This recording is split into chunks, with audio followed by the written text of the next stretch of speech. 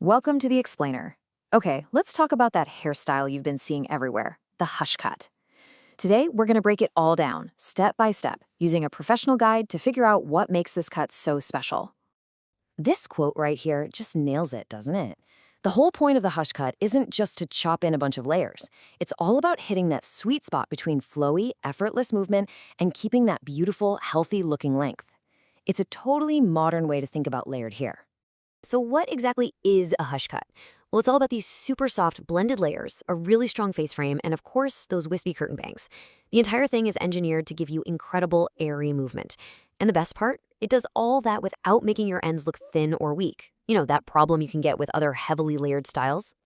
Now, just like building a house, you've got to start with a solid blueprint. And in the world of hair, your blueprint is your sectioning. This is the foundation for everything else, and trust me, it's a step you absolutely cannot afford to skip. And our source points out that there's one area that is absolutely crucial to getting this right. It's the crown, that round part at the back of your head. How you cut this one section pretty much determines the entire personality of your layers. It's the difference between them being soft and seamless, or choppy and disconnected. The good news is, the blueprint itself is actually pretty simple. It all comes down to three basic parts. First, a clean center part. Then, you separate the front from the back by parting from the top down to the ear. And finally, you isolate that all-important crown section. That's it. These three sections create a perfect map for the haircut, so you don't get lost. Okay, our foundation is set. Now it's time to build the most iconic part of the hush cut, that gorgeous, sweeping face frame. This is really its signature move. And the secret to creating that frame is a technique called condensed cutting. Now, I know it sounds complicated, but the whole idea is actually to make things simpler. Instead of creating a new guide for every single piece, you bring all the hair to one single spot to cut it. It's way more efficient and gives you a really consistent, clean result. So how does it actually work? Well, first, you decide on a short point for your guide right at the front, let's say at the jawline. Then you take vertical sections of hair and pull every single one forward to that exact same spot. By cutting them all there, you automatically create this perfect steep angle that gets longer as it goes back. The haircut kind of creates itself. What we're doing here is using a classic hairstyling principle called over-direction. It's a pretty simple concept, actually. The farther you pull hair away from where it naturally wants to fall, the more length you keep. So by pulling everything forward to the front, we're building up and protecting all that lovely length and weight in the back. All right, the face frame is in. Now for the real magic. How do we connect that frame to the rest of the hair to get those soft, flowing layers all the way through the back?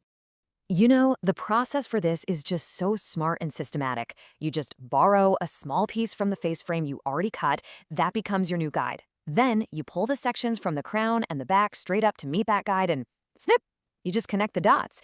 It's a beautifully logical way to layer. And here is the genius part.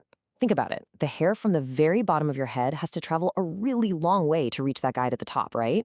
That means you end up cutting very little off the actual ends. This is how you get the best of both worlds. All that gorgeous, floaty movement through the middle of your hair while keeping the bottom looking strong and thick. So the main shape is there. The structure is built, but we're not quite done. Like with any great craft, it's the little details at the end, the finishing touches, that take a haircut from just good to something truly special. Now, this is fascinating. Our source points out a huge trend shift that's happening right now. For years, heavy layers usually meant your hair ended up in a V shape in the back. But the trend for 2025 is moving towards strong, square ends. And why is that? Well, it's because a square perimeter keeps the absolute maximum amount of density, making the hair look thicker and fuller all around. And of course, it wouldn't be a hush cut without the curtain bangs, right? This is basically a mini haircut within the main haircut. You just take a small triangle section at the front, cut a short little guide in the middle, and then connect that guide down to the longer face framing pieces. That's what creates that perfect, soft arc that sweeps around the face. Okay, scenario time. The haircut is done, the hair is dry, but maybe some parts still feel a little bit bulky or heavy. You want more of that piecey, textured look, but you're scared to cut the layers any shorter. So, what do? The answer is a detailing technique called chipping. And the number one rule is you only do this on dry hair.